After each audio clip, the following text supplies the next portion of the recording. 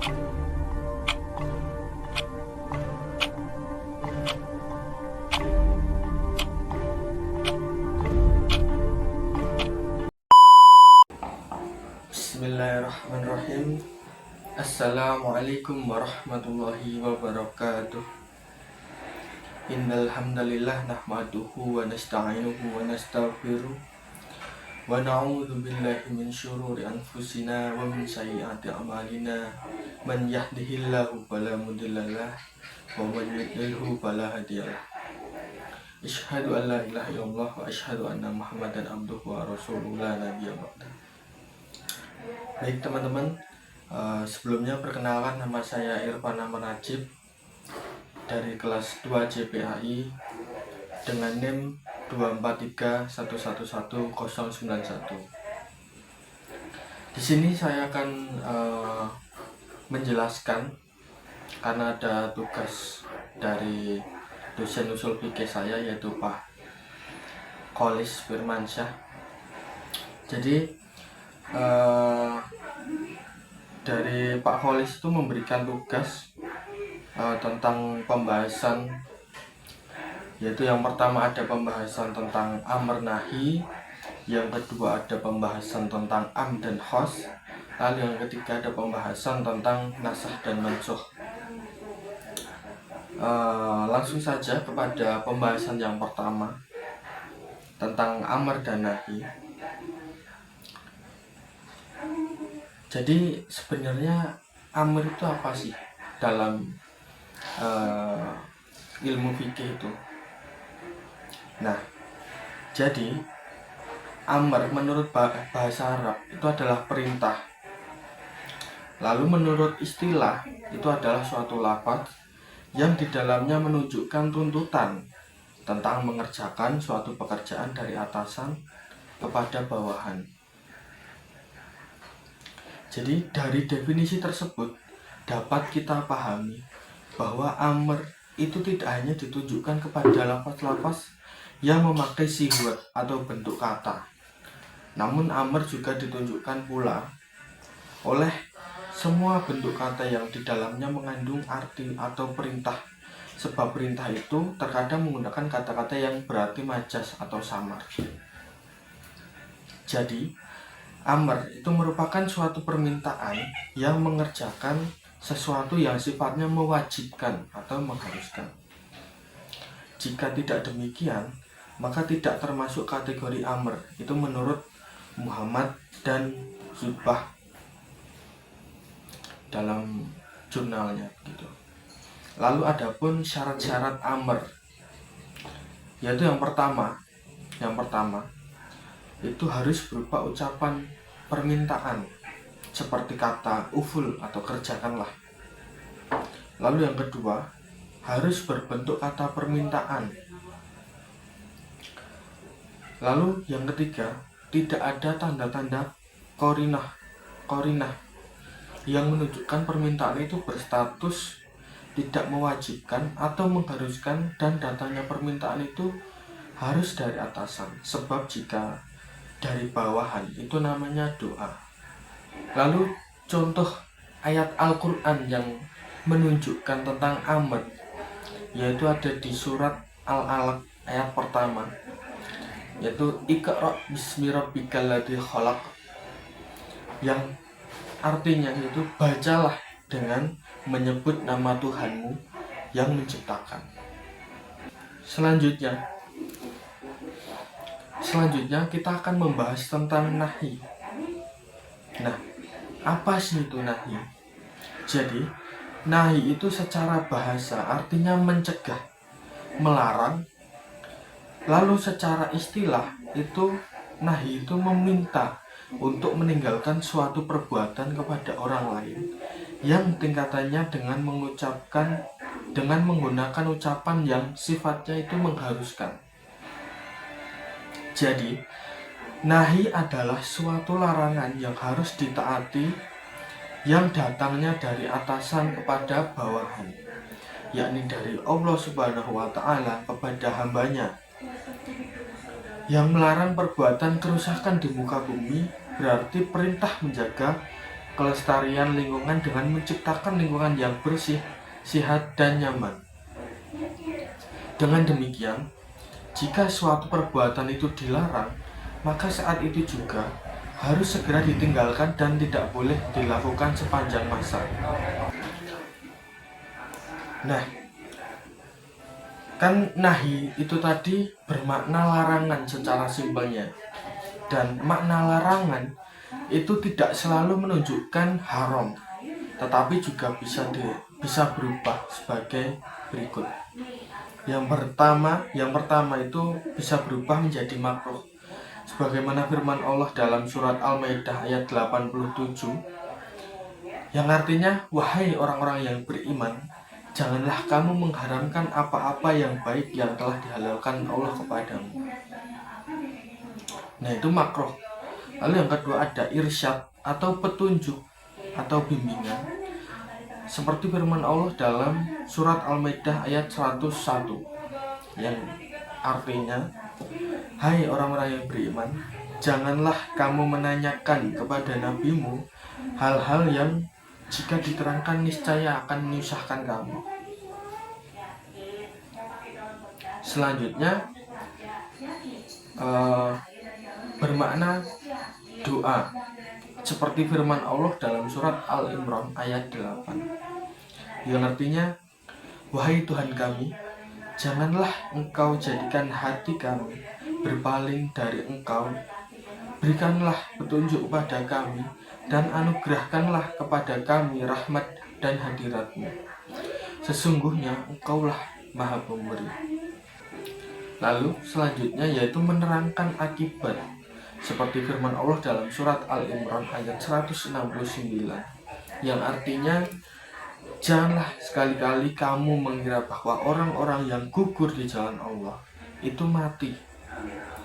Sebenarnya mereka itu hidup dan dianugerahi rezeki di sisi Tuhannya. Nah, kesimpulan dari pembahasan amr dan nahi ini dapat kita simpulkan bahwa amr dalam usul fikih itu merupakan perintah yang berasal dari atasan kepada bawahan dan yang sifatnya itu mengikat, kecuali terdapat dalil yang menunjukkan status hukum lain seperti sunnah ataupun mubah. Nah, bentuk amr itu juga dapat berupa perintah wajib, sunnah, atau sekedar anjuran tergantung konteks dan dalil yang menyertainya. Sedangkan nahi itu adalah larangan yang bertujuan mencegah perbuatan tertentu yang dapat menimbulkan dampak negatif.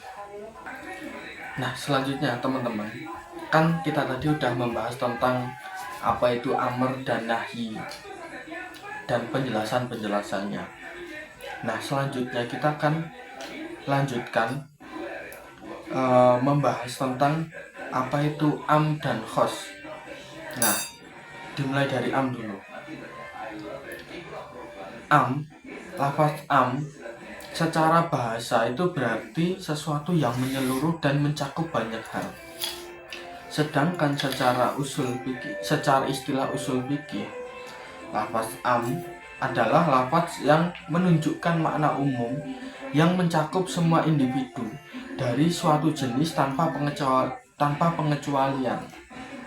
Nah, adapun ciri-ciri khas lafaz am adalah penggunaan seperti kullu atau setiap, man yang artinya siapa saja, ada ma artinya juga apa saja, lalu ada ai yang artinya siapapun.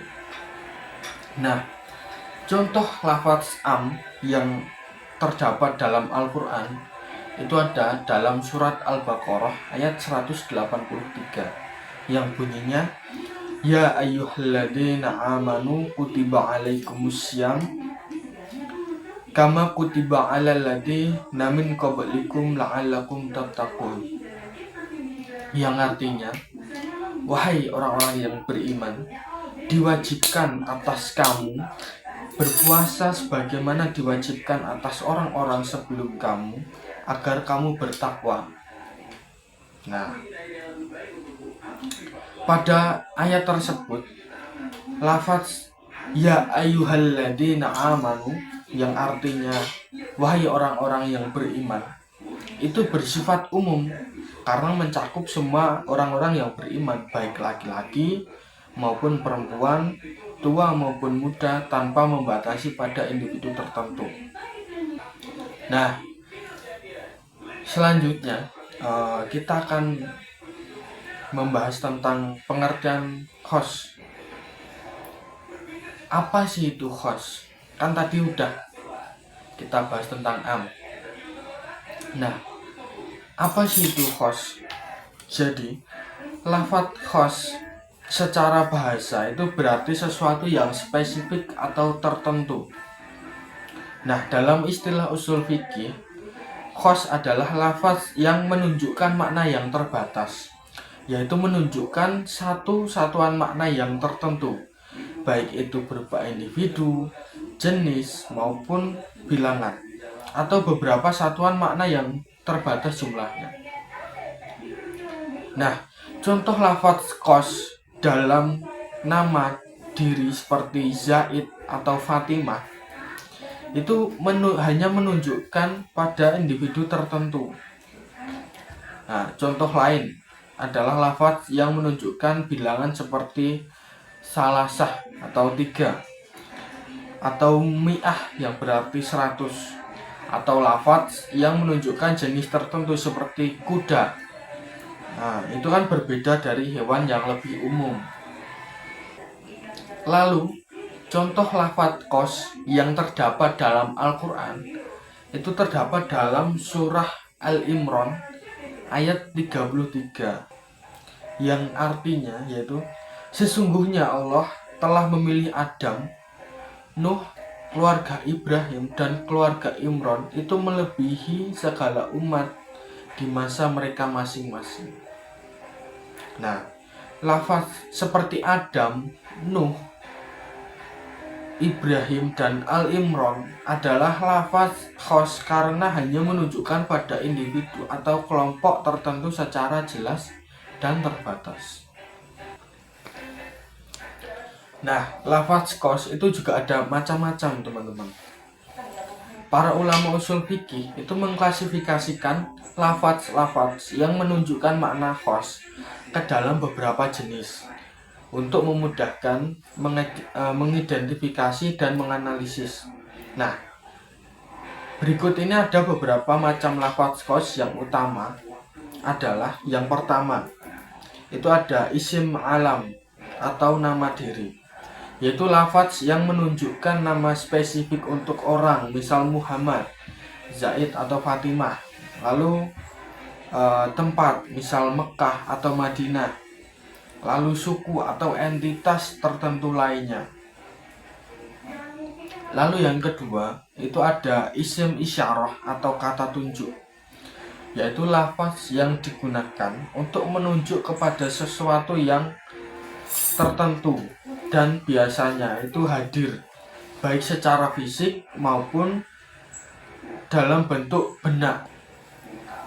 Lalu yang ketiga, itu ada isim mausul atau kata sambung, yaitu lafaz yang memerlukan kalimat penyambung atau silah untuk menjelaskan maksudnya dan merujuk secara spesifik kepada individu atau kelompok yang dijelaskan oleh silah tersebut.